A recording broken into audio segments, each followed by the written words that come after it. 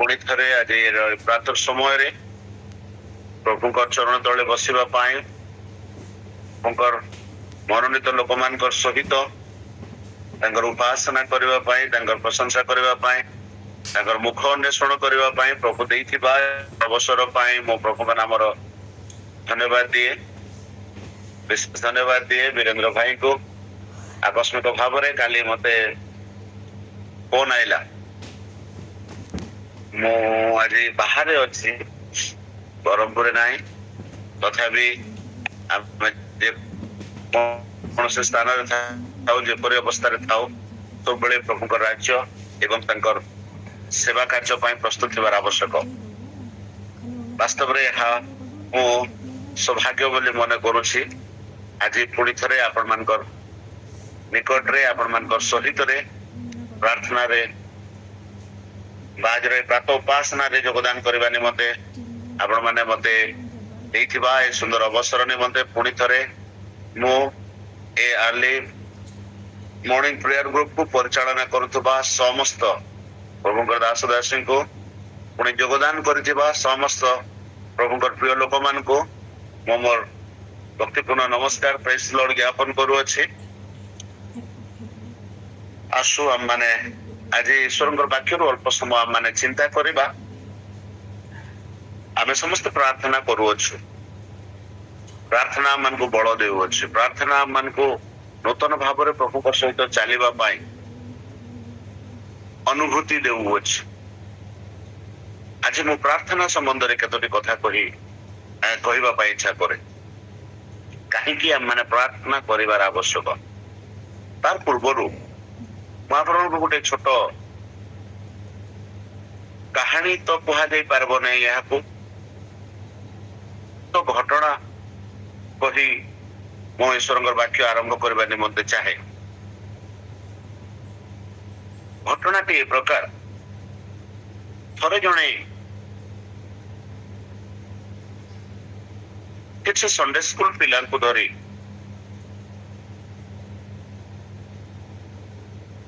America sorry England रो महान प्रभुकर दास John Wesley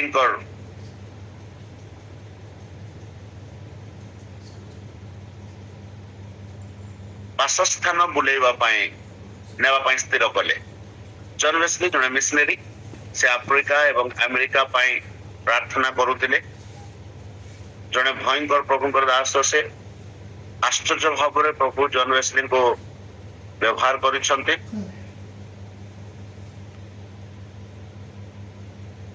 तांकर जन्म स्थान को तांकर रहुतुबार स्थान को जने प्रभुकर दास इच्छा कले कि संडे स्कूल पिला को नहीं करे बुली जीवा पाए आ पिला मन को नहीं करे बुली जीवार तांकर स्थान देखे नेबार पाई से समय धार्य कले। सब पिला मन को कहिले आ गोटे दिन समस्त पिला मन को धरी से जॉन वेस्ली गृह को परिदर्शन करबा पई पिला मन को नहीं करी गले। सेठी जॉन वेस्ली गृह समस्त संडे स्कूल पिला मन को ठीक भाव में देखाउछंती। एपरि समय गोटे पिला हठात देखिले गोटे कोठरी रे गोटे मैट्रेस पड़ी आ से मैट्रेस रे दीटा छोट छोट होल हो गई। तो शिक्षकों को से पचारे गाइडर बा टीचर्स थे जे से नहीं से पचारे सर ए छोट छोट होल दीटा कौन? गाइडर कहले बाबू यही होलटा हूँ जॉन वेस्ली आंठूर चिन्ह। ये आंठू द्वारा से अमेरिकार जागृति पाई प्रार्थना करू। ये आंठूर चिन्ह एटा आंठूर चिन्ह। ये आंठूरे रही से ये मैट्रेस ऊपर से आंठू पकई करे सब बेले अमेरिका कि प्रकार जागृति आएगा, अमेरिका कि प्रकार प्रभु जागृति पाइब से विषय निमंते से ପ୍ରାର୍ଥନା କରୁଥିଲେ। ଏହା କହିଲା ପରେ ସେମାନେ ସେ ଗୃହର ଅନ୍ୟ ଅନ୍ୟ ସ୍ଥାନକୁ ପରିଭ୍ରମଣ କରିବାକୁ ଲାଗିଲେ। ଏହିପରି ସମୟରେ ପିଲାମାନେ ସବୁ ବୁଲୁଛନ୍ତି, ସବୁ ଘରକୁ ଦେଖୁଛନ୍ତି। ବାହାରେ ତାଙ୍କର ବସ୍ ଲାଗିଛି। ଘର ଦେଖି ସାରିଲା ପରେ ସମସ୍ତେ ବସ୍ ନିକଟକୁ ଗଲେ। ବସ୍ ରେ ତାଙ୍କ ସଣ୍ଡେ ସ୍କୁଲ ଟିଚର ବସ୍ ଛାଡିବାର ପୂର୍ବରୁ ପିଲାମାନଙ୍କୁ କାଉଣ୍ଟ କଲେ। ପିଲାମାନଙ୍କୁ କାଉଣ୍ଟ କରିବାର ପରେ ସେ ସ୍ଥାନରେ ସେ ଦେଖିବାକୁ ପାଇଲେ ଗୋଟେ ପିଲା କମ ଅଛି। ସେ ପିଲା କୁଆଡେ ଗଲା ବୋଲିକରି ଆଉ ଥରେ ସେ ଆସିକରି ଜନ୍ ୱେସ୍ଲି ସେ ସବୁ ଗୃହର ସବୁ କୋଠରୀକୁ ଖୋଜାଖୋଜି କଲା ବେଳକୁ ଯୋଉ କୋଠରୀରେ ଗୋଟେ ମେଟ୍ରେସ୍ ପଡି, ସେ ମେଟ୍ରେସ୍ ରେ ଦିଟା ହୋଲ ହେଇଥିବାର, ଆଣ୍ଠୁର ଦିଟା ହୋଲ ହେଇଥିବାର ଯୋଉ ବାଳକ ପଚାରିଥିଲା, ଯୋଉ ପିଲା ପଚାରିଥିଲା, ସେଇ ପିଲା ସେଇ ସ୍ଥାନରେ ଆଣ୍ଠୁ ପାତି ପ୍ରାର୍ଥନା କରୁଥିବାର ସେ ଦେଖିଲେ। ଆଉ ସେ କଣ ପ୍ରାର୍ଥନା କରୁଥିବାର ଦେଖିଲେ? ସେ ପ୍ରାର୍ଥନା କରୁଛନ୍ତି ଯେ ପ୍ରଭୁ, ମୁଁ ତୁମର ପାଇଁ ବ୍ୟବହାର ହେବାର ପାଇଁ ଚାହେଁ, ମୁଁ ଆମେରିକା ପାଇଁ କାର୍ଯ୍ୟ କରିବା ପାଇଁ ଚାହେଁ, ମତେ ବ୍ୟବହାର କରନ୍ତୁ। ଆଉ ସେ କ୍ରନ୍ଦନର ସହିତ ପ୍ରାର୍ଥନା କରୁଛନ୍ତି, ପ୍ରଭୁ, I want to be used for your kingdom, O Lord. ପ୍ରଭୁ, ମୁଁ ତୁମର ରାଜ୍ୟ ପାଇଁ ବ୍ୟବହାର ହେବା ନିମନ୍ତେ ଚାହେଁ, ମୁଁ ତୁମର ପାଇଁ ବ୍ୟବହାର ହେବା ପାଇଁ ଚାହେଁ, ମତେ ବ୍ୟବହାର କରନ୍ତୁ। ତାଙ୍କର ଶିକ୍ଷକ ଏହାର ପ୍ରାର୍ଥନା ଶୁଣିକରି ସେ ନୀରବ ହେଇକରି ରହିଲେ। ଆଉ ସେ ଯେତେବେଳେ ପ୍ରାର୍ଥନା ସରେଇଲେ, ତାଙ୍କର ପ୍ରାର୍ଥନା ସରେଇବାର ପର୍ଯ୍ୟନ୍ତ ସେ ଅପେକ୍ଷା କଲେ ତାଙ୍କୁ। ଆଉ ସେ ପିଲା ଯେତେବେଳେ ପ୍ରାର୍ଥନା ସରେଇଲେ, ତାଙ୍କୁ ନେଇକରି ସେ ବସ୍ ନିକଟକୁ ଆଇଲେ, ପୁଣି ତାଙ୍କର ଡେଷ୍ଟିନେସନ କୁ ପହଞ୍ଚି ପିଲାମାନଙ୍କୁ ଛାଡିଲେ। ଆପଣ ଜାଣିଛନ୍ତି ଲେଟର ଅନ୍ ସେ ପିଲା କିଏ ହେଲେ? ପରେ ସେ ପିଲା ହଉଛନ୍ତି ବିଲି ଗ୍ରାହାମ। ଆମେ ଜାଣୁ ବିଲି ଗ୍ରାହାମ ଜଣେ କିଏ ଥିଲେ। ବିଲି ଗ୍ରାହାମଙ୍କର ସେବା କାର୍ଯ୍ୟ, ଗ୍ରାହାମଙ୍କର ଜୀବନୀ, he touches millions of souls। ଆମମାନଙ୍କର ଜେନେରେସନ ରେ ଲକ୍ଷ ଲକ୍ଷ ଆତ୍ମାକୁ ସ୍ପର୍ଶ କରିଥିବାର ଜଣେ ପ୍ରଭୁଙ୍କର ଦାସ ହଉଛନ୍ତି। ଗୋଟେ ଗୋଟେ ମିଟିଂସ୍ ରେ ଲକ୍ଷ ଲକ୍ଷ ଲୋକକୁ ଛୁଇଁ ପାରୁଥିବା ଜଣେ ପ୍ରଭୁଙ୍କର ଦାସ ହଉଛନ୍ତି ବିଲି ଗ୍ରାହାମ। ମୁଁ କାହିଁକି ଆପଣମାନଙ୍କୁ ଏ କାହାଣୀ କହିଲି? ଯଦି ଜନ୍ ୱେସ୍ଲିଙ୍କର ପ୍ରାର୍ଥନା କରୁଥିବା ସ୍ଥାନରେ ଗୋଟେ ସାନ ପିଲା ଆଣ୍ଠୁପାତି ପ୍ରାର୍ଥନା କଲେ, ପ୍ରଭୁ ଯଦି ତାକୁ ବ୍ୟବହାର କରିପାରନ୍ତି, ବାଇବଲର ପ୍ରଥମ ପୁସ୍ତକରୁ ନେଇକରି ଶେଷ ପୁସ୍ତକ ପର୍ଯ୍ୟନ୍ତ ପ୍ରାର୍ଥନାକାରୀ ଅନେକ ପ୍ରଭୁଙ୍କ ଲୋକମାନଙ୍କର ବିଷୟରେ ଲେଖାଯାଇଅଛି। ଆମେ ଯଦି ସେମାନଙ୍କର ପ୍ରାର୍ଥନାର ମର୍ମ ଅନୁସାକୁ ବୁଝିବା ଏବଂ ପ୍ରାର୍ଥନା କରିବା, our God is capable to use you and me also। ଆମ୍ଭମାନଙ୍କର ମଧ୍ୟରୁ ମଧ୍ୟ ସେ ବିଲି ଗ୍ରାହାମଙ୍କର ପରେ ଆମ୍ଭମାନଙ୍କର ମଧ୍ୟରୁ ମଧ୍ୟ ତାଙ୍କର ସେବା ନିମନ୍ତେ ହଜାର ହଜାର ଆତ୍ମାକୁ ସ୍ପର୍ଶ କରିବା ନିମନ୍ତେ, ହଜାର ହଜାର ଲୋକମାନଙ୍କୁ ଉଦ୍ଧାର କରିବା ନିମନ୍ତେ ବିଲି ଗ୍ରାହାମଙ୍କର ଗୋଟେ ମେସେଜ, ବିଲି ଗ୍ରାହାମଙ୍କର ମେସେଜ ମୁଁ ପ୍ରାୟ ଶୁଣେ। ଆପଣ ଶୁଣନ୍ତୁ ବିଲି ଗ୍ରାହାମଙ୍କର ମେସେଜ, ମାନେ ଦେଖିବେ ସେଥିରେ ଆପଣଙ୍କୁ କିଛି ମସଲା ମିଳିବ ନାହିଁ। ବହୁତ ସିମ୍ପଲ ମେସେଜ, ସାଧାରଣ ମେସେଜ। ତୁମେ ପାପ କରିଅଛ, ପ୍ରଭୁଙ୍କ ନିକଟକୁ ଫେର, ପ୍ରଭୁଙ୍କୁ ଗ୍ରହଣ କର। ପାପରୁ ମନ ପରିବର୍ତ୍ତନ କରିବା ପାଇଁ, କନଭିକ୍ସନ କରିବା ପାଇଁ ତାଙ୍କର ମେସେଜ ସବୁବେଳେ ଥାଏ। ଆଉ ସେତିକିରେ କେବଳ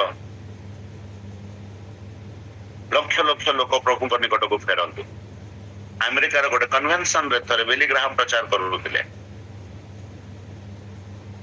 ପ୍ରଚାରର ସମାପ୍ତ ପରେ ବିଲି ଗ୍ରାହାମଙ୍କ ମେସେଜର ଗୋଟେ ଷ୍ଟାଇଲ, ପ୍ରଚାରର ସମାପ୍ତ ପୂର୍ବରୁ ସେ ଗୋଟେ ଅଲ୍ଟର କଲ ଦେବେ। ଅଲ୍ଟର କଲ ବୋଇଲେ ପ୍ରାର୍ଥନା ପୂର୍ବରୁ କୋଉମାନେ ଈଶ୍ୱରଙ୍କ ପ୍ରତି ଫେରିବେ ସେମାନଙ୍କୁ ଗୋଟେ ଆହ୍ୱାନ ଦେବେ। ଆଉ ବିଲି ଗ୍ରାହାମ ଯେତେବେଳେ ଅଲ୍ଟର କଲ ପାଇଁ ଆହ୍ୱାନ କରୁଛନ୍ତି, ଡାକୁଛନ୍ତି, ଅଲ୍ଟର କଲ ଡିକ୍ଲାର କରୁଛନ୍ତି, ଟ୍ରଷ୍ଟ ମି, ତାଙ୍କର ସାମ୍ନାରେ ଛିଡା ହେବା ପାଇଁ ଲୋକମାନଙ୍କର ସ୍ଥାନ ନଥାଏ। କାହିଁକି? କାରଣ ଲୋକମାନେ ସେଇ ପ୍ରକାର ଭାବରେ ଅନୁତାପ କରନ୍ତି, ପ୍ରଭୁଙ୍କର ଶକ୍ତି ବିଲି ଗ୍ରାହମଙ୍କର ପାଖରେ ଏଇପରି ଥିଲା।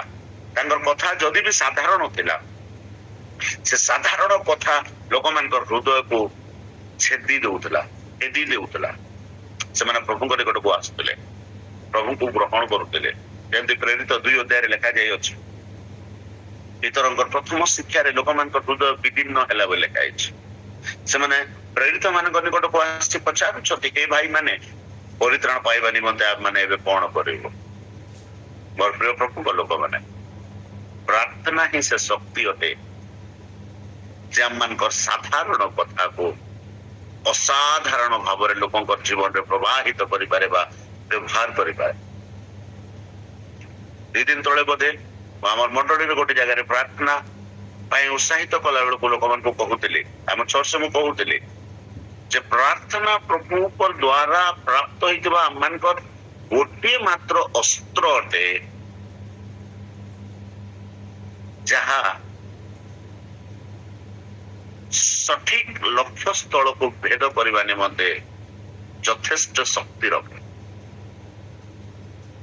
ଆମମାନଙ୍କ ପ୍ରତିପକ୍ଷ ଶତ୍ରୁ କେତେ ବଡ ଚାଳାକ ହେଇଥାଉ, କେତେ ଦୃଢ ହେଇଥାଉ, କେତେ ମାନେ ମାନେ ସାଜସଜ୍ଜାରେ ନିଜକୁ ପରିପୂର୍ଣ୍ଣ କରିଥାଉ, ଯଦି ଗୋଟେ ପ୍ରାର୍ଥନାକାରୀ ଲୋକ ଅଟେ ଅଛି ସାମ୍ନାରେ,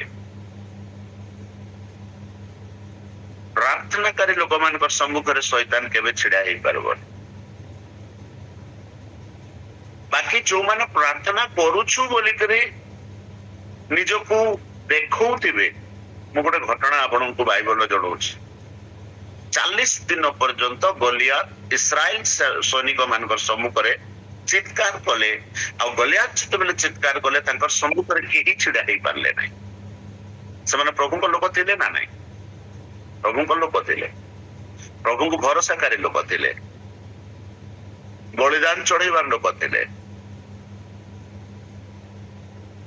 ମାତ୍ର ସେ ସମସ୍ତଙ୍କ ଠାରୁ ଭିନ୍ନ ଦାଉଦ ଥିଲେ।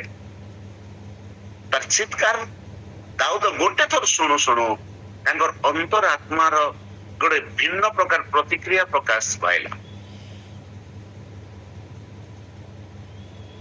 ଗଲିଆତଙ୍କର ସାଜସଜ୍ଜା ବିଷୟରେ ବାଇବଲରେ ଲେଖା ହେଇଛି। ସେ ଏତେ ସାଜସଜ୍ଜା ପିନ୍ଧିଛନ୍ତି, ତାକୁ ଆଘାତ କରିବା ପାଇଁ ଶରୀରରେ କୌଣସି ପ୍ରକାର ସ୍ଥାନ ନାହିଁ। ମାତ୍ର ଗଡ ନୋଜ, ପ୍ରଭୁ ଜାଣନ୍ତି ତାର କୋଉ ଜାଗାରେ ଖାଲି ଅଛି ଏବଂ ଗଲିଆତକୁ ବଧ କରିବା ପାଇଁ ଦାଉଦଙ୍କ ଛାଟନୀର ପଥର କୋଉଠି ବାଜିବାର ଅଛି। ଏଇଟା ସମ୍ଭବ କରାଏ ପ୍ରାର୍ଥନା, ଏଇଟା ସମ୍ଭବ କରାଏ ପ୍ରାର୍ଥନା। ତେଣୁକରି ମୁଁ ଆପଣ ମାନେ ଯେତେବେଳେ ଆମେ ଗୋଟେ ପ୍ରାର୍ଥନା ଦଳ ହେଇ ପ୍ରାର୍ଥନା କରି ଆସୁଅଛୁ, ମୁଁ ଆପଣମାନଙ୍କୁ ଉତ୍ସାହିତ କରିବା ନିମନ୍ତେ ଚାହେଁ, ଆଜି ବି ଆମର ପ୍ରାର୍ଥନାରେ ସେ ଶକ୍ତି ଅଛି। ଆଜି ବି ଆମମାନଙ୍କର ପ୍ରାର୍ଥନା ଈଶ୍ୱରଙ୍କ ସହିତ ଆମମାନଙ୍କୁ କନେକ୍ଟ କରେ। ଆଜି ବି ଆମର ପ୍ରାର୍ଥନା ଆମମାନଙ୍କୁ ଟ୍ରାନ୍ସଫର୍ମ କରେ। ଆଜି ବି ଆମମାନଙ୍କର ପ୍ରାର୍ଥନା ଆମମାନଙ୍କର ବିଶ୍ୱାସକୁ ବୃଦ୍ଧି କରେ। ଆଜି ବି ଯଦି ଆମେ ପ୍ରାର୍ଥନା କରିବା, ପ୍ରଭୁ ଆମମାନଙ୍କର ପକ୍ଷରେ ମହତ୍ ମହତ୍ କାର୍ଯ୍ୟ କରିବେ, କରୁଛନ୍ତି ମଧ୍ୟ। ମାନେ ତେଣୁକରି ମୁଁ ଆଜି ଆପଣମାନଙ୍କୁ ଉତ୍ସାହିତ କରିବା ନିମନ୍ତେ ଚାହେଁ, why should we pray? ଆମ ମାନେ କାହିଁକି ପ୍ରାର୍ଥନା କରିବା, ତାର କେତେଟା କଥା କହି ମୁଁ ସମାପ୍ତ କରିବା ନିମନ୍ତେ ପ୍ରୟାସ କରିବି। ମୋର ସହିତ ଆମେ ପ୍ରଥମେ ଆପଣ ପଢିବେ, why should we pray? Because prayer transforms us. ଆମେ କାହିଁକି ପ୍ରାର୍ଥନା କରିବା? କାରଣ ପ୍ରାର୍ଥନା ଆମ୍ଭମାନଙ୍କୁ ଟ୍ରାନ୍ସଫର୍ମ କରେ, ଆମମାନଙ୍କୁ ପରିବର୍ତ୍ତନ କରେ। ମୋର ସହିତ କିଏ ଜଣେ ପଢିଦେବେ ଫିଲିପିୟ ମଣ୍ଡଳୀକୁ ପ୍ରେରିତ ପାଉଲଙ୍କର ପତ୍ର 4 ଅଧ୍ୟାୟ ତାର 6 ଏବଂ 7 ପଦ। ସେଇଠି ଏପରି ଲେଖାଯାଏ, କୌଣସି ବିଷୟ ନିମନ୍ତେ ଚିନ୍ତିତ ହୁଅ ନାହିଁ, କିନ୍ତୁ ସମସ୍ତ ବିଷୟରେ ପ୍ରାର୍ଥନା ଓ ବିନତି ଦ୍ୱାରା ଧନ୍ୟବାଦ ସହ ତୁମ୍ଭମାନଙ୍କର ନିବେଦନ ସବୁ ଈଶ୍ୱରଙ୍କର ନିକଟରେ ଜଣାଅ।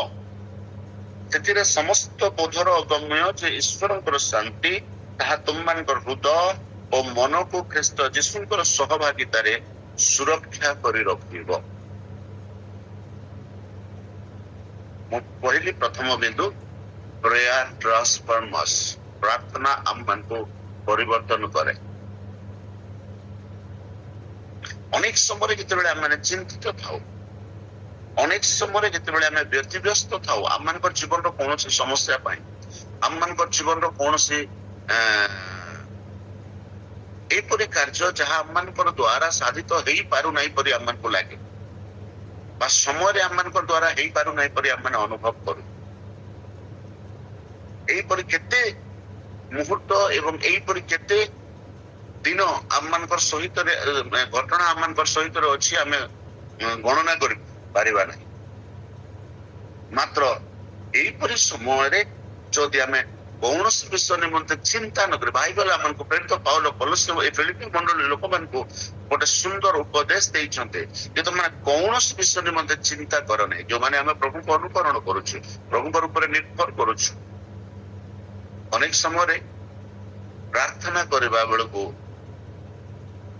ଯଦି ପ୍ରାର୍ଥନାର ଉତ୍ତର ହଠାତ୍ ନ ମିଳେ ନିରାଶ ଲାଗେ, ମାସଟାରେ ନ ମିଳେ ନିରାଶ ଲାଗେ, 2 ମାସଟାରେ ନ ମିଳିଲେ ନିରାଶ ଲାଗେ।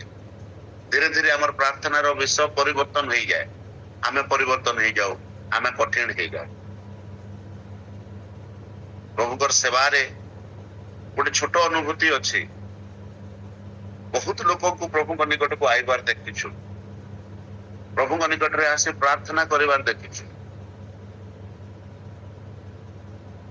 ଗୋଟେ 2ଟା ବିଷୟ ସେମାନଙ୍କର ଜୀବନରେ ସାଧନ ହେଇଯିବ, 3 ନମ୍ବର ବିଷୟ ଯଦି ସାଧିତ ହେବ ନାହିଁ, ଟିକେ ବିଳମ୍ବ ହେବ, ପ୍ରଭୁଙ୍କ ନିକଟରୁ ଫେରି ଯିବାର ମଧ୍ୟ ଦେଖିଛୁ। ମୋର ପ୍ରିୟ ପ୍ରଭୁଙ୍କ ଲୋକମାନେ, ପ୍ରଭୁ ଆମମାନଙ୍କୁ କୋଉ ପ୍ରାର୍ଥନାର ଉତ୍ତର ଦିଅନ୍ତି, କୋଉ ପ୍ରାର୍ଥନାର ଉତ୍ତର ଦିଅନ୍ତି ନାହିଁ, ଆମେ ସେଟା ଫୋର୍ସ କରିପାରିବାନି। ଆମେ ପ୍ରାର୍ଥନା କରୁଛୁ। ପ୍ରାର୍ଥନା ବୋଲେ କଣ? ଆମେ ରିକ୍ୱେଷ୍ଟ କରୁଛୁ। ଏଇଠି ଲେଖା ହେଇଛି ଆମମାନଙ୍କର ପ୍ରାର୍ଥନା, ବିନତି, ରିକ୍ୱେଷ୍ଟ ଆଉ ସପ୍ଲିକେସନ ଧନ୍ୟବାଦର ସହ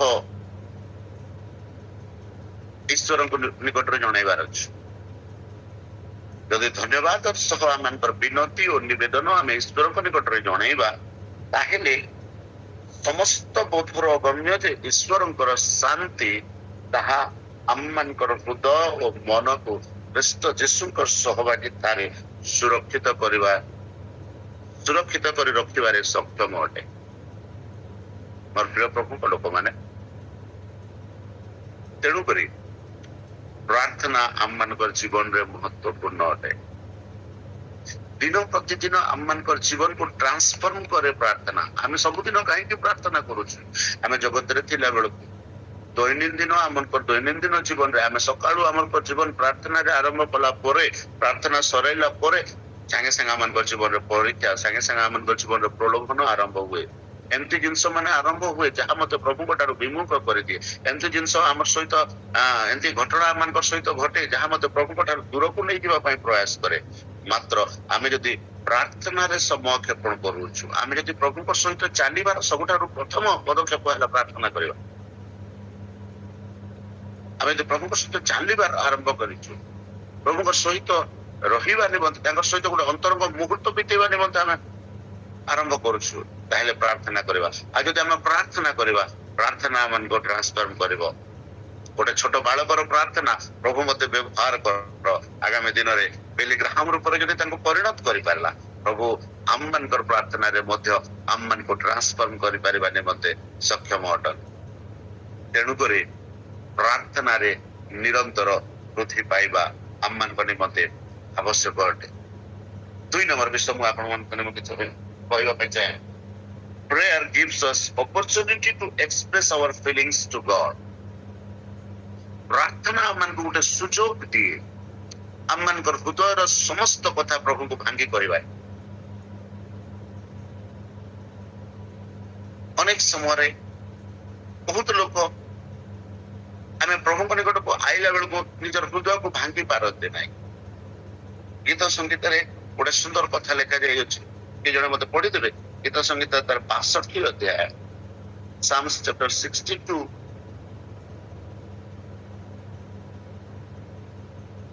ତାର 8 ପଦରେ ଲେଖାଯାଏ ଏପରି, ହେ ଲୋକମାନେ ସବୁବେଳେ ତାହାଙ୍କ ଠାରେ ନିର୍ଭର କର, ତାହାଙ୍କ ଛାମୁରେ ମନର ସବୁ କଥା ଭାଙ୍ଗି କୁହ। ପରମେଶ୍ୱର ଆମମାନଙ୍କ ନିମନ୍ତେ ଆଶ୍ରୟ। ଆମେନ୍ hallelujah.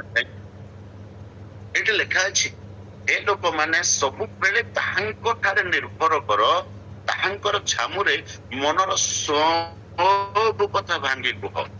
Trust in him at all times. ସବୁ ସମୟରେ ତାହାଙ୍କର ଉପରେ ନିର୍ଭର କର। Trust in him in all times. Oh people, put your heart to God, for God is our refuge. ଆମମାନଙ୍କର ହୃଦୟର ସବୁ କଥା ତାହାଙ୍କର ଛାମୁରେ ଭାଙ୍ଗି କୁହ। ଅନେକ ଲୋକ ପ୍ରଭୁଙ୍କ ନିକଟକୁ ଆସନ୍ତି, ପ୍ରାର୍ଥନା କରନ୍ତି, କିନ୍ତୁ ହୃଦୟକୁ ପ୍ରଭୁଙ୍କ ସମ୍ମୁଖରେ ଉନ୍ମୁକ୍ତ କରିପାରନ୍ତି ନାହିଁ। ହୃଦୟକୁ ପ୍ରଭୁଙ୍କ ସାମ୍ନାରେ ଖୋଲା କରିପାରନ୍ତି ନାହିଁ। ହୃଦୟକୁ ପ୍ରଭୁଙ୍କ ସାମ୍ନାରେ ଭାଙ୍ଗି ପାରନ୍ତି ନାହିଁ। ମୋର ପ୍ରିୟ ମାନେ, ଆମମାନଙ୍କର ପ୍ରଭୁ ଆମେ ତାଙ୍କ ନିକଟକୁ ଆସିବାର ପୂର୍ବରୁ ଆମମାନଙ୍କର ହୃଦୟକୁ ନିରୀକ୍ଷଣ କରନ୍ତି। ସେ ଆମମାନଙ୍କର ହୃଦୟକୁ ଦେଖିଛନ୍ତି, ଜାଣିଛନ୍ତି, ଆମମାନଙ୍କର ଭିତରେ କଣ ଅଛି ସେ ଜାଣନ୍ତି। ଆମ ଭିତରେ ଯଦି ଅନ୍ୟ ଅଧର୍ମ ଥିବ, ସେଥିପାଇଁ ବାଇବଲ ଲେଖା ହେଇଛି ଯୋଉମାନେ ଅଧର୍ମ କରନ୍ତି ପୁଣି ପ୍ରାର୍ଥନା କରନ୍ତି ସେମାନଙ୍କର ପ୍ରାର୍ଥନା ପ୍ରଭୁ ଶୁଣନ୍ତି ନାହିଁ। ଯୋଉମାନେ ପାପ ସ୍ୱୀକାର କରନ୍ତି, ଖେଦ କ୍ରନ୍ଦନ କରନ୍ତି, ସେମାନଙ୍କର ପ୍ରାର୍ଥନା ପ୍ରଭୁ ଶୁଣନ୍ତି। ପ୍ରଭୁଙ୍କର ଲୋକମାନେ, ତାଙ୍କ ନିକଟକୁ ଆସିବାର ଲୋକମାନେ, ଯୋଉମାନେ ପ୍ରଭୁଙ୍କ ନିକଟକୁ ଆସିଲା ପରେ ହୃଦୟର ସତ୍ୟତାରେ ଯଦି ସେମାନେ, ସରଳତାରେ ଯଦି ସେମାନେ ପ୍ରାର୍ଥନା କରନ୍ତି, ଏମାନେ ସେମାନଙ୍କୁ ଅନେକ ଲୋକ ଅଛନ୍ତି ପ୍ରାର୍ଥନା କରିବା ପାଇଁ। ଆମେ ଯଦି କହିବା ଆଜିକାଲି ମଣ୍ଡଳୀ ମାନଙ୍କୁ ଗୋଟେ ଜିନିଷ ଆପଣ ପାଇବେ, କଣ ପାଇବେ?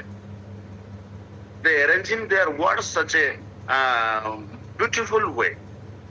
ତାଙ୍କର ଶବ୍ଦ ମାନଙ୍କୁ ପ୍ରାର୍ଥନାରେ ଏତେ ସୁନ୍ଦର ଭାବରେ ସଜେଇବେ, ଶୁଣିବା ପାଇଁ ଶ୍ରୁତି ମଧୁର ଲାଗିବ। ସେଟା ଆମମାନଙ୍କର ପ୍ରଭୁ ସେଟା ଚାହାନ୍ତି ନାହିଁ। ତୁମମାନଙ୍କର ସ୍ୱର୍ଗସ୍ଥ ପିତା ଜାଣନ୍ତି ତୁମମାନଙ୍କର ପ୍ରାର୍ଥନା କରିବା ଆଗରୁ ଆମମାନଙ୍କର ହୃଦୟର କ୍ଷୀଣ ଶବ୍ଦକୁ ସେ ବୁଝିପାରନ୍ତି। ଆମମାନଙ୍କର ହୃଦୟର କ୍ଷୀଣ ଶବ୍ଦକୁ, ଆମମାନଙ୍କର ହୃଦୟର କ୍ଷୀଣ ସ୍ୱରକୁ, ଯାହା ଇଭେନ୍ ଆମର ପାର୍ଟି ଏକ୍ସପ୍ରେସ କରେ ନାହିଁ, ଆମର ପାର୍ଟି କୁହେ ନାହିଁ, ଆମମାନଙ୍କର ହୃଦୟର ଭାବନାକୁ ସେ ବୁଝିପାରନ୍ତି।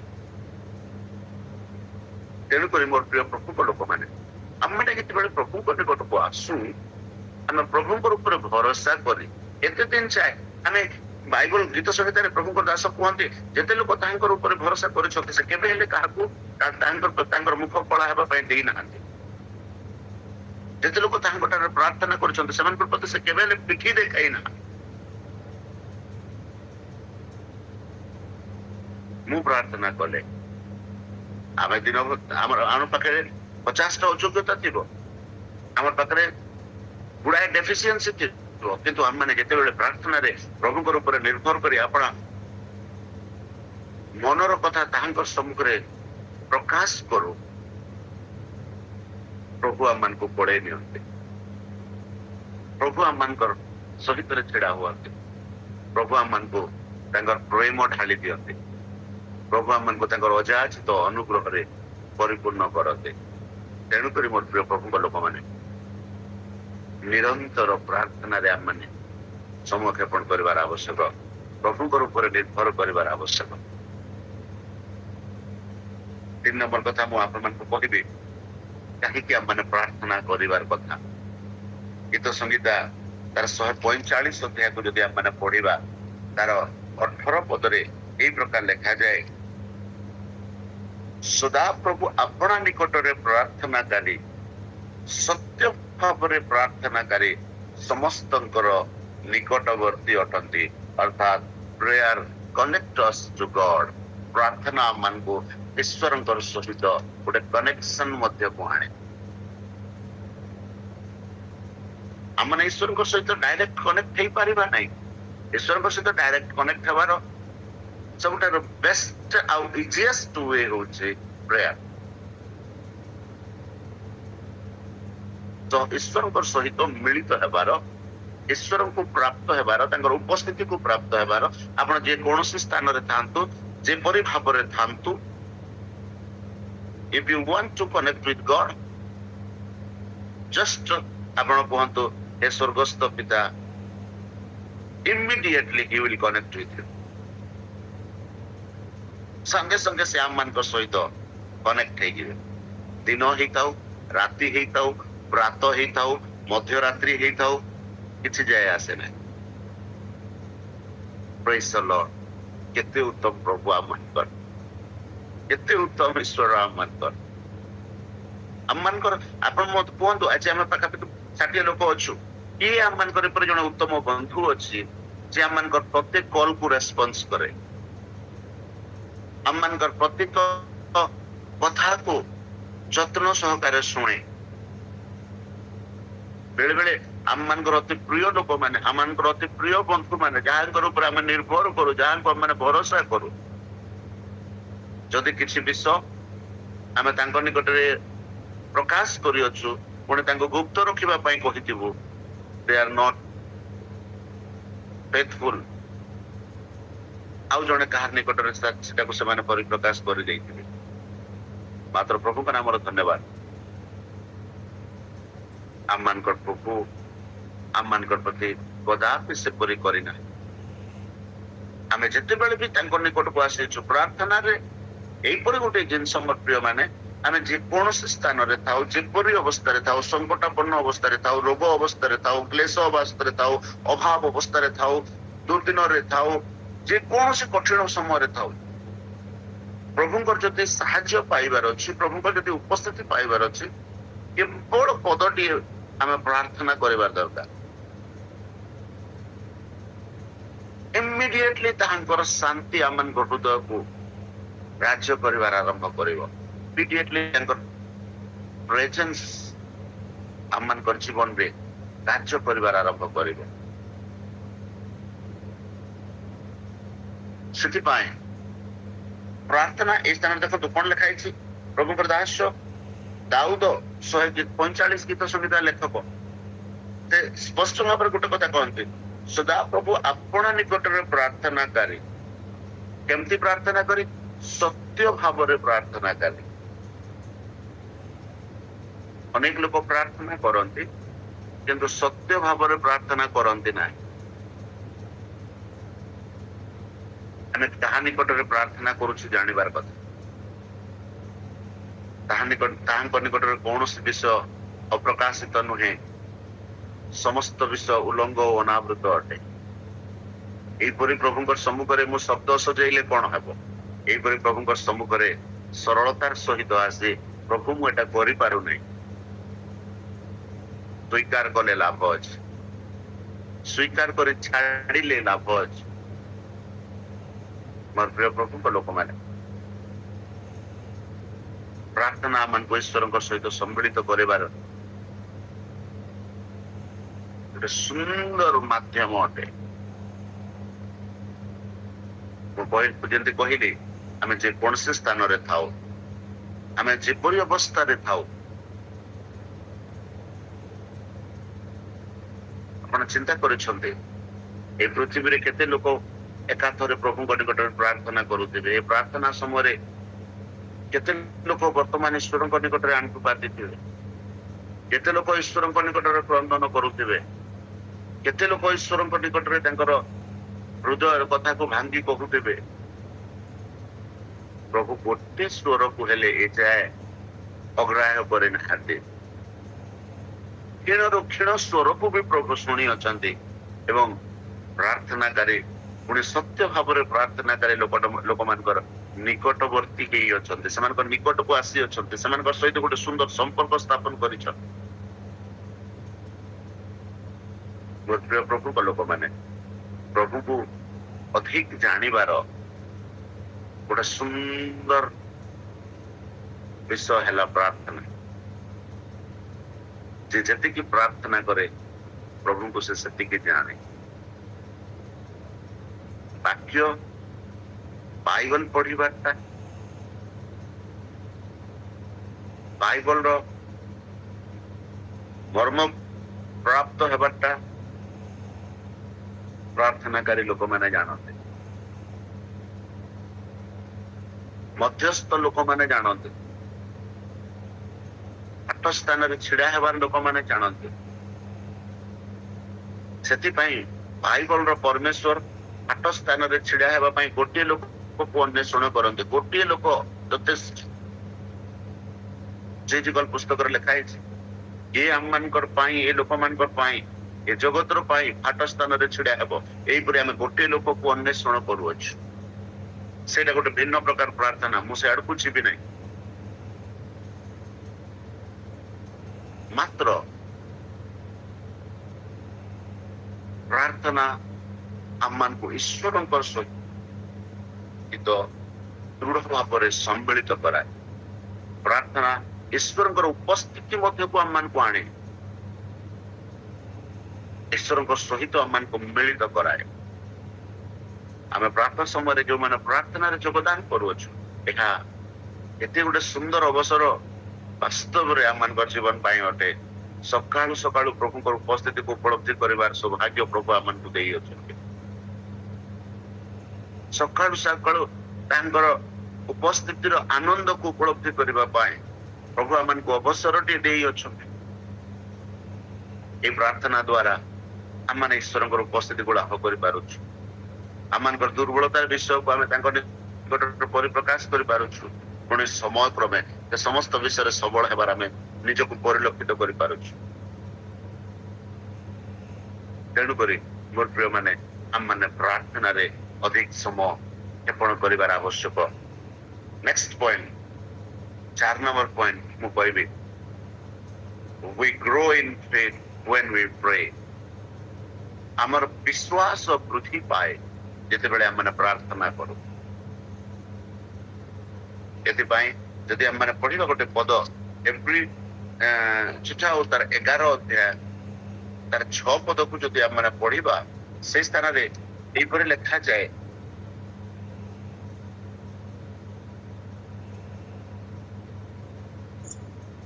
ଆଉ ବିଶ୍ୱାସ ବିନା ଅସମ୍ଭବ। ଈଶ୍ୱର ଯେ ଅଛନ୍ତି ଆଉ ସେ ଯେ ତାହାଙ୍କର ଅନ୍ୱେଷଣକାରୀ ମାନଙ୍କର ପୁରସ୍କାର ଦାତା, ଏହା ତାହାଙ୍କ ନିକଟକୁ ଆସିବା ଲୋକମାନଙ୍କର ବିଶ୍ୱାସ କରିବାର ଆବଶ୍ୟକ। ପ୍ରାର୍ଥନାକାରୀ ଲୋକମାନଙ୍କର ବିଶ୍ୱାସ ବୃଦ୍ଧି ପାଏ ଯେତେବେଳେ ପ୍ରାର୍ଥନାର ଛୋଟ ଛୋଟ ଉତ୍ତର ଆମମାନେ ପ୍ରାପ୍ତ ହଉ। କିନ୍ତୁ ବେଳେ ବେଳେ ଆମେ ବଡ ବଡ ବିଷୟ ପାଇଁ ପ୍ରାର୍ଥନା କରୁ, କି ଅନ୍ୟ କୌଣସି ଛୋଟ ବିଷୟ ପାଇଁ ପ୍ରାର୍ଥନା କରୁ, ତାର ଉତ୍ତର ଆମମାନେ ପାଇନଥାଉ। এই ସ୍ଥାନରେ ଏଭ୍ରି ପୁସ୍ତକର ଲେଖକ ଗୋଟେ ସୁନ୍ଦର, ଏଭ୍ରି ପୁସ୍ତକ 11 ଅଧ୍ୟାୟ ଆପଣ ମାନେ ଜାଣିଛନ୍ତି, ବିଶ୍ୱାସର ବୀରମାନଙ୍କର ବିଷୟରେ ଲେଖା ହେଇଅଛି। ପ୍ରାର୍ଥନାରେ କିପରି ମହତ୍ ମହତ୍ କାର୍ଯ୍ୟ ମାନେ ସାଧନ କରିଥିବା ଲୋକମାନଙ୍କର ବିଷୟରେ ଲେଖା ଯାଇଅଛି। ଆଦମଙ୍କ ଠାରୁ ନୂତନ ନିୟମ ପର୍ଯ୍ୟନ୍ତ ଅନେକ ସାଧୁ ମାନେ ଯୋଉମାନେ ପ୍ରଭୁଙ୍କର ଉପରେ ବିଶ୍ୱାସ କରିଛନ୍ତି, ସେମାନଙ୍କର ସମ୍ବନ୍ଧରେ ଲେଖା ଯାଇଅଛି। ଅଳ୍ପ କେତୋଟି ନାଁ ଲେଖା ଯାଇଅଛି, ମାତ୍ର ପରିଶେଷରେ ନାଁ ଆଉ ଲେଖାଗଲା ନାହିଁ। ଯୋଉମାନେ ବିଶ୍ୱାସ କଲେ, ପ୍ରାର୍ଥନା କରିବାର ଯୋଗୁ, ବିଶ୍ୱାସ କରିବାର ଯୋଗୁ ପ୍ରସ୍ତରାଘାତ ହେଲେ, କରତରେ ପ୍ରହାରିତ ହେଲେ, ମସ୍ତକ ଛେଦିତ ହେଲେ, ଏପରି ଅନେକ ଲୋକଙ୍କର ନାଁ ଲେଖା ଯାଇଅଛି। ନାଁ ଲେଖା ଯାଇନି, ସେମାନଙ୍କର ବିଷୟରେ ଲେଖା ଯାଇଅଛି। ମୋର ପ୍ରିୟ ପ୍ରଭୁଙ୍କ ଲୋକମାନେ, ମାତ୍ର ଗୋଟିଏ ଜିନିଷ ଆମେ ଜାଣୁ, ପ୍ରଭୁଙ୍କ ନିକଟକୁ ଆସୁଥିବାର ଲୋକମାନଙ୍କୁ ଗୋଟିଏ କଥା ଜାଣିବାର ନିହାତି ଦରକାର ଯେ ସେ ଅଛନ୍ତି। ମୁଁ ଯଦି ମୋର କୌଣସି ପ୍ରାର୍ଥନାର ଉତ୍ତର ପାଉନାହିଁ, still then he is with me। ସେ ମୋର ସହିତରେ ଅଛନ୍ତି, ସେ ମୋର ସବୁ ବିଷୟକୁ ଶୁଣିଛନ୍ତି, ସେ ମୋର ସବୁ ବିଷୟକୁ ଜାଣନ୍ତି। ମତେ କୌଣସି ବିଷୟରେ ମତେ ଚିନ୍ତିତ ହେବାର ନାହିଁ, ମତେ କୌଣସି ବିଷୟରେ ମତେ ବ୍ୟତିବ୍ୟସ୍ତ ହେବାର ନାହିଁ। ମୁଁ କେବଳ ମୋର କାମ ହେଲା ପ୍ରାର୍ଥନା କରିବା ଏବଂ ବିଶ୍ୱାସ କରିବା ଏବଂ ଅପେକ୍ଷା କରିବା। ଯୋଉମାନେ ତାହାଙ୍କ ନିକଟକୁ ଆସନ୍ତି, ଯଦି ଆମେ ପରମେଶ୍ୱରଙ୍କୁ ଏଟା ତାହାଙ୍କୁ ସନ୍ତୋଷ କରିବା ନିମନ୍ତେ ହେଲେ ଏହା ଜାଣିବା ନିତାନ୍ତ ଆବଶ୍ୟକ ଯେ ସେ ଆମମାନଙ୍କର ପୁରସ୍କାର ଦାତା, ତାହାଙ୍କର ଅନ୍ୱେଷଣକାରୀ ମାନଙ୍କର ସେ ପୁରସ୍କାର ଦାତା ଅଟନ୍ତି। ନିଶ୍ଚିତ ଭାବରେ ସେ ସେମାନଙ୍କୁ ପୁରସ୍କାର ଦେବେ, ଅନ୍ୟଥା କରିବେନି। ସେ କେବେ କାହାକୁ ଅନ୍ୟଥା କରିନାହାନ୍ତି। ତାଙ୍କ ନିକଟକୁ ଆସିଥିବାର କୌଣସି ଲୋକକୁ ସେ କେବେ ଅନ୍ୟଥା କରିନାହାନ୍ତି। ତାଙ୍କ ନିକଟରେ ପ୍ରାର୍ଥନାକାରୀ କୌଣସି ଲୋକକୁ ପ୍ରଭୁ କେବେ ଅନ୍ୟଥା କରିନାହାନ୍ତି। କିନ୍ତୁ ପ୍ରାର୍ଥନାକାରୀ ଲୋକମାନେ ଚରିତ୍ର ବିଷୟରେ ବହୁତ ଜାଗାରେ ବାଇବଲରେ ଲେଖା ହେଇଛି। କିପରି ପ୍ରାର୍ଥନା ଉତ୍ତର ପାଇଅଛୁ ବୋଲିକରି ମନେ କରିବାର କଥା ବୋଲିକରି, କିପରି ବିଶ୍ୱାସ କରିବା ବୋଲିକରି। ଅନେକ ସମୟରେ ଆମମାନଙ୍କର ଏଇ ଯୋଉ ବିଶ୍ୱାସ ଈଶ୍ୱର ଯୋଉ ଅଛନ୍ତି ଏବଂ ତାଙ୍କ ନିକଟକୁ ଆସିଥିବା ପ୍ରତ୍ୟେକ ଲୋକଙ୍କର ସେ ପୁରସ୍କାର ଦାତା ଅଟନ୍ତି। ଛୋଟ ଛୋଟ ବିଷୟରେ ଆମମାନଙ୍କୁ ଭଲ ଲାଗେ, ପୁଣି ପ୍ରାକ୍ଟିସ କରିବା ପାଇଁ ଇଚ୍ଛା ଲାଗେ, କିନ୍ତୁ ଯେତେବେଳେ ବଡ ବିଷୟ ଆସେ ମନରେ ଦ୍ୱନ୍ଦ୍ୱ ଆସେ। ଅନେକ ସମୟରେ ଯେତେ ପ୍ରାର୍ଥନା କଲେ ବି କିଛି ରେଜଲ୍ଟ ଦେଖାଯାଏନି। ଆମକୁ ଲାଗେ ଆମର ଠାରେ କୌଣସି ପ୍ରକାର ତ୍ରୁଟି ହେଲା, ସେଥିପାଇଁ ପ୍ରଭୁ ଆମଙ୍କର ପ୍ରାର୍ଥନା ଶୁଣୁନାହାନ୍ତି। ସେମିତି ନୁହେଁ, ପ୍ରଭୁ ଆମଙ୍କର ସମସ୍ତ ପ୍ରାର୍ଥନା ଶୁଣନ୍ତି। କିନ୍ତୁ ଆମମାନଙ୍କର ପାଇଁ କଣ ଉତ୍ତମ, ଆମମାନଙ୍କଠୁ ଅଧିକ ପ୍ରଭୁ ଆମମାନଙ୍କର ପାଇଁ ଜାଣନ୍ତି। ସେଥିପାଇଁ ସମୟରେ ସେ ଆମମାନଙ୍କୁ ସବୁ ବିଷୟ ପ୍ରଦାନ କରନ୍ତି। ମୋର ପ୍ରିୟ ପ୍ରଭୁଙ୍କ ଲୋକମାନେ, ଆମେ ଯେତେ ଲୋକ ପ୍ରଭୁଙ୍କ ନିକଟରେ ପ୍ରାର୍ଥନା କରୁ, ଆମେ ଯେତେ ଲୋକ ତାହାଙ୍କ ନିକଟକୁ ଆସୁ, ଆମର ବିଶ୍ୱାସକୁ ସେଥିପାଇଁ ଆମେ ସେଇପରି ଭାବରେ ଦୃଢ କରୁ। ପ୍ରଭୁ ଆମମାନଙ୍କର ପ୍ରତ୍ୟେକ ଉତ୍ତମ କର୍ମର ପରିଶ୍ରମ ପ୍ରଭୁ ଆମମାନଙ୍କୁ ଦେବେ। ଆମର ପ୍ରାର୍ଥନା କେବେ ନିରର୍ଥକ ହେବ ନାହିଁ। ପ୍ରଭୁର କରିଥିବା ଆମମାନଙ୍କର ପରିଶ୍ରମ କେବେ ବ୍ୟର୍ଥ ଯିବ ନାହିଁ। ଆମେ ଯଦି ଗୋଟେ ଲୋକ ପାଇଁ ପ୍ରାର୍ଥନା କରିଅଛୁ, ତାର ପ୍ରାର୍ଥନାର ଉତ୍ତର ନିଶ୍ଚିତ ରୂପେ ପ୍ରଭୁ ଆମମାନଙ୍କୁ ଦେବେ। ପ୍ରଭୁ ନିଶ୍ଚିତ ରୂପେ ଆମେ ପ୍ରାର୍ଥନା କରିଥିବା ବିଷୟକୁ ସ୍ପର୍ଶ କରିବେ। ତେଣୁକରି ପ୍ରଭୁଙ୍କ ଠାରେ ଆମେ ବିଶ୍ୱାସ ଦୃଢ କରିବା ଏବଂ ପ୍ରଭୁଙ୍କ ସହିତ ଯଦି ଆମର ସମ୍ପର୍କକୁ ନିରନ୍ତର ବୃଦ୍ଧି କରିବା ନିମନ୍ତେ ପ୍ରାର୍ଥନାରେ ଆଗେଇବା, ତାହେଲେ ଏହା ଆମମାନଙ୍କର ବିଶ୍ୱାସକୁ ଆହୁରି ବୃଦ୍ଧି କରିବ। ପ୍ରଭୁଙ୍କର ପାଇଁ ମହତ୍ ମହତ୍ ପଦକ୍ଷେପ ନେବା ପାଇଁ, ପ୍ରଭୁଙ୍କର ପାଇଁ ମହତ୍ ମହତ୍ କାର୍ଯ୍ୟ କରିବାକୁ ଏଇ ବିଶ୍ୱାସ, ଏଇ କ୍ଷୁଦ୍ର ପ୍ରାର୍ଥନାର ଉତ୍ତର ଈଶ୍ୱରଙ୍କ ପାଇଁ ମହତ୍ ମହତ୍ କାର୍ଯ୍ୟ କରିବା ପାଇଁ ଆମମାନଙ୍କୁ ପ୍ରେରିତ କରିବ।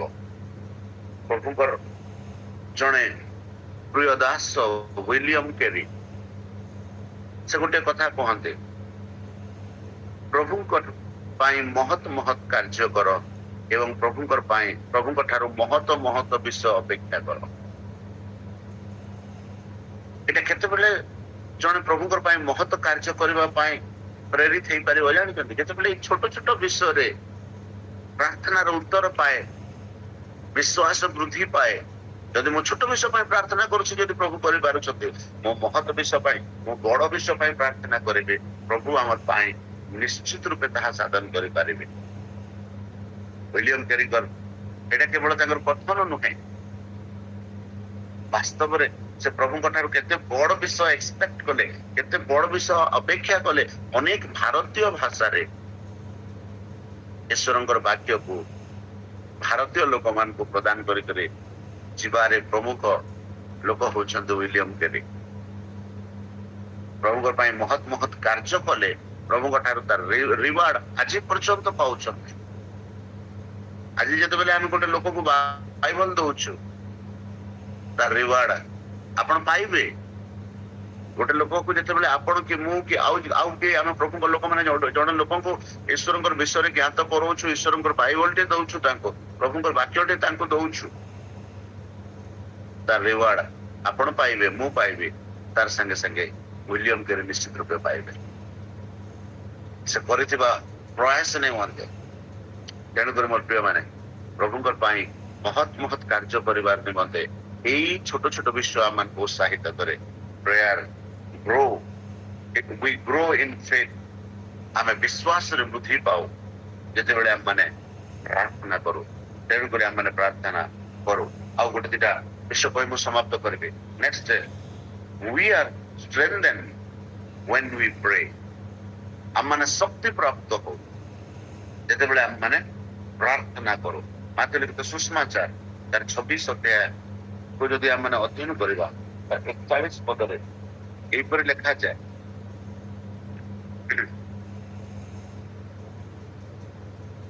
ପରୀକ୍ଷାରେ ଯେପରି ନ ପଡ, ଏଥିପାଇଁ ଜାଗି ରହି ପ୍ରାର୍ଥନା କର। ଆତ୍ମା ଇଚ୍ଛୁକ ମାତ୍ର ଶରୀର ଦୁର୍ବଳ। ଯୀଶୁ ତାଙ୍କ ଶିଷ୍ୟମାନଙ୍କୁ ଗେଥସେମନି ବଗିଚାର ପ୍ରାର୍ଥନାର ଘଟଣାର ସମୟ ଏଇଟା। ସେଇଠି ସେ ତାଙ୍କ ଶିଷ୍ୟମାନଙ୍କୁ କହୁଛନ୍ତି ପରୀକ୍ଷାରେ ଯେପରି ନ ପଡ ଏଥିପାଇଁ ଜାଗି ରହି ପ୍ରାର୍ଥନା କର। ଆତ୍ମା ଇଚ୍ଛୁକ ମାତ୍ର ଶରୀର ଦୁର୍ବଳ।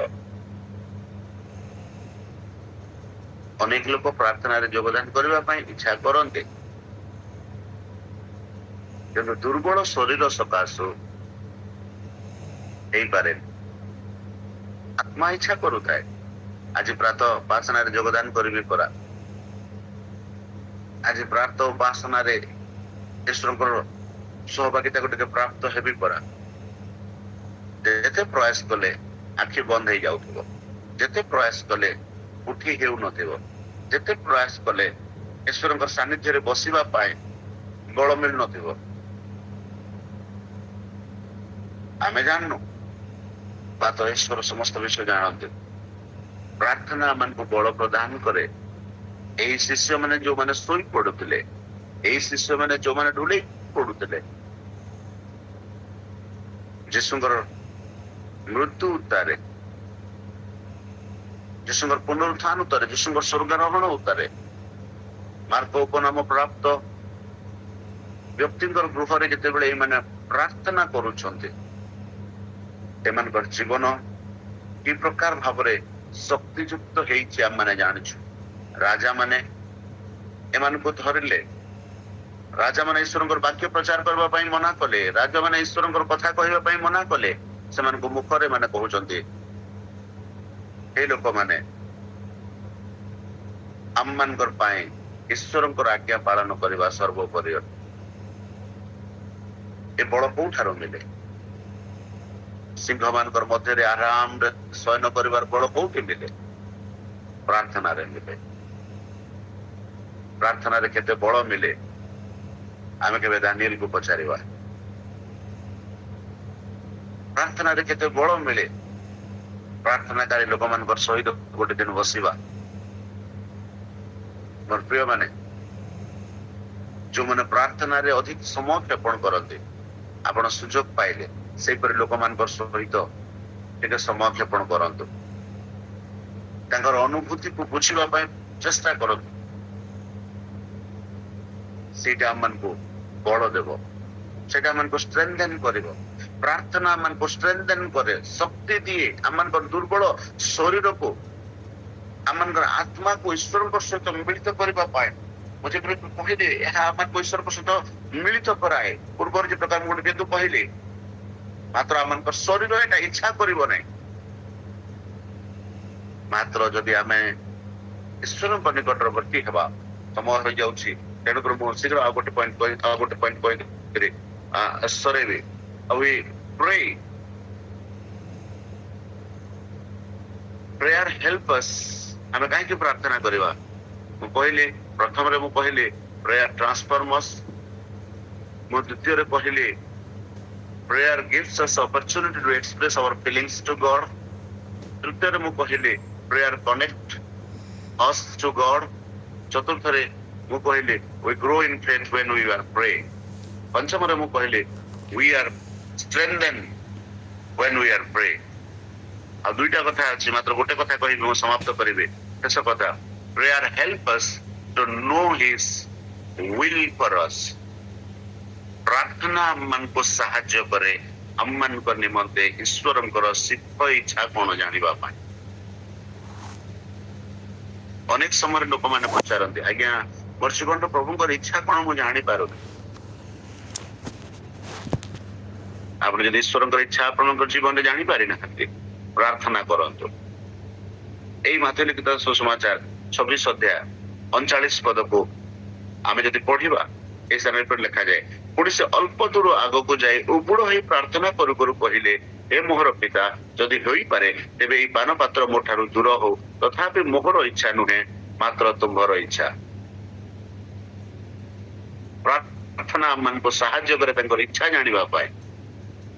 ଯୀଶୁ ଗେଥସେମନି ବଗିଚାରେ ପ୍ରାର୍ଥନା କରୁଛନ୍ତି, ଆଗାମୀ ସମୟରେ ତାଙ୍କର ପ୍ରତି କଣ ହେବାକୁ ଯାଉଛି ସ୍ପଷ୍ଟ ରୂପେ ସେ ବୁଝି ପାରୁଛନ୍ତି, ସ୍ପଷ୍ଟ ରୂପେ ସେ ଜାଣି ପାରୁଛନ୍ତି। ତେଣୁକରି ସେ ପିତାଙ୍କ ନିକଟରେ ପ୍ରାର୍ଥନା କରୁଛନ୍ତି, ହେ ପିତା, ଯଦି ସମ୍ଭବ ଏଇ ପାନ ପାତ୍ର ମୋ ଠାରୁ ଦୂର ହେଉ, ମାତ୍ର ମୋର ଇଚ୍ଛା ନୁହେଁ। ଅନେକ ସମୟରେ ଆମମାନେ ଆମର ଇଚ୍ଛାରେ ସମସ୍ତ ବିଷୟ ସାଧିତ ହଉ ଏଇପରି ପ୍ରୟାସ କରୁ। ମୋର ପ୍ରିୟ ପ୍ରଭୁଙ୍କ ଲୋକମାନେ, ପ୍ରାର୍ଥନାକାରୀ ଲୋକମାନେ ଈଶ୍ୱରଙ୍କର ଇଚ୍ଛାକୁ ବୁଝିପାରନ୍ତି। ପ୍ରାର୍ଥନାକାରୀ ଲୋକମାନଙ୍କ ଠାରେ ଈଶ୍ୱରଙ୍କର ସମସ୍ତ ବିଷୟ ଥାଏ। ଈଶ୍ୱର ଆପଣା ଗୁପ୍ତ ବିଷୟ ଆପଣା ନିକଟରେ ପ୍ରାର୍ଥନାକାରୀ ଲୋକମାନଙ୍କ ନିକଟରେ ପରିପ୍ରକାଶ କରନ୍ତି। ଆଗାମୀ କାଳରେ କଣ କରିବାକୁ ଯିବେ, ଈଶ୍ୱରଙ୍କର ସମସ୍ତ ଯୋଜନା ପ୍ରଭୁ ତାଙ୍କ ନିକଟରେ ପ୍ରାର୍ଥନାକାରୀ ଲୋକମାନଙ୍କ ନିକଟରେ ହିଁ ପ୍ରକାଶ କରନ୍ତି। ତେଣୁକରି ଯଦି ଆମମାନଙ୍କ ଜୀବନରେ ଈଶ୍ୱରଙ୍କର ସିଦ୍ଧ ଇଚ୍ଛାକୁ ବୁଝିବାର ଅଛି, ଆମେ ପ୍ରାର୍ଥନା କରୁ। ଯୀଶୁ ଗୋଟେ ଭୟଙ୍କର ପରିସ୍ଥିତି ମଧ୍ୟରେ ଅଛନ୍ତି। ଏଇ ପ୍ରାର୍ଥନା ସରୁ ସରୁ ଶତ୍ରୁମାନଙ୍କର ହସ୍ତରେ ଧରା ଯାଉଅଛନ୍ତି। ଶତ୍ରୁମାନେ ତାଙ୍କୁ ନିର୍ଯାତନା ଦେବାର, ଅପମାନ କରିବାର ଆରମ୍ଭ କରିଦେଉଛନ୍ତି। ଗୋଟେ ଭୟଙ୍କର ଦୃଶ୍ୟ ଯନ୍ତ୍ରଣା ମଧ୍ୟକୁ ଯୀଶୁଙ୍କୁ ଯିବାକୁ ପଡୁଛି। ମାତ୍ର ଏହା ଯେ ଈଶ୍ୱରଙ୍କର ଇଚ୍ଛା, ଏହା ଜାଣି ଯୀଶୁ ନିଜକୁ ସେଥିରେ ସମର୍ପିତ କରୁଅଛନ୍ତି। ମୋର ପ୍ରିୟ ମାନେ, ଆମମାନଙ୍କ ଜୀବନରେ ବେଳେ ବେଳେ ମୁଁ ଯେ ପ୍ରକାର କହୁଥିଲି, ଶେଷ କଥା କହି ମୁଁ ସମାପ୍ତ କରିବି। ଆମମାନେ ପ୍ରାର୍ଥନା କଲେ ସବୁ ପ୍ରାର୍ଥନାର ଉତ୍ତର ମିଳେ ନାହିଁ। ପ୍ରାର୍ଥନାର ଉତ୍ତର ଜଣେ ପ୍ରଭୁଙ୍କର ଦାସ ଏହି ପ୍ରକାର କୁହନ୍ତି, ୟେସ୍ ନୋ ୱେଟ୍ ବୋଲିକରି କୁହନ୍ତି।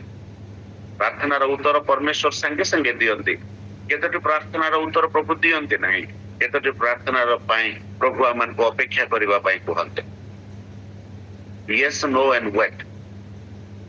ତେଣୁ ମାତ୍ର ଏଇ ପ୍ରାର୍ଥନା ତ ସୁନିଶ୍ଚିତ କରେ ଆମମାନଙ୍କ ଜୀବନରେ ଈଶ୍ୱରଙ୍କର ସିଦ୍ଧ ଇଚ୍ଛାକୁ ପରିପ୍ରକାଶ କରେ। That is why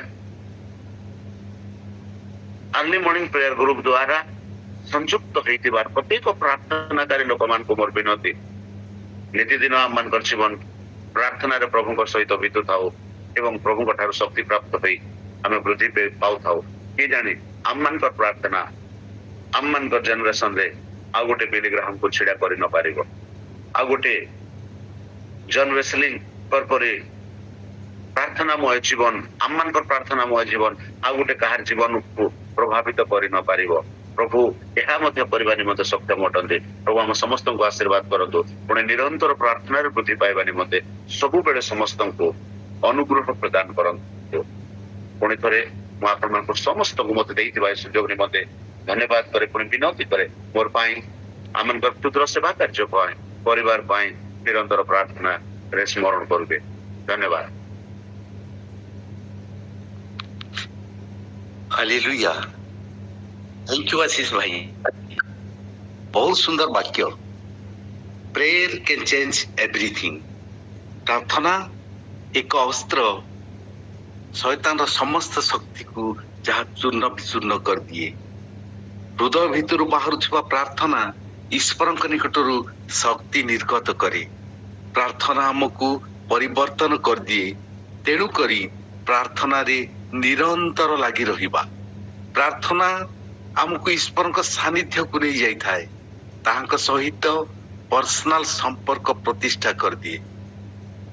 तेणु आमर हृदय को खोली तांकर सानिध्य अनुभव करिबा एवं मनर से आमर पाटीर भाषा को नुही हृदयर भाषा को सुनती एवं तद अनुଯାୟୀ से कार्य करती।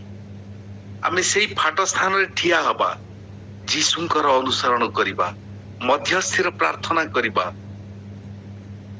ये मध्यस्थिर प्रार्थना आम जीवन रो कर्तव्य हो। थैंक यू वंस अगेन आशीष भाई। आमे की परि प्रार्थना करिबा यह बहुत सरल भाव रे आपण हमको बुझेई देले। प्रभु आपण को प्रचुर आशीर्वाद करिबा संगे संगे ए छोटिया दल को परिमार्जित करिबा पई एपरि हृदय परिवर्तन करी वाक्य दे आम समस्त को साहाय्य करिबी। आमेन आमेन आमेन। Thank you.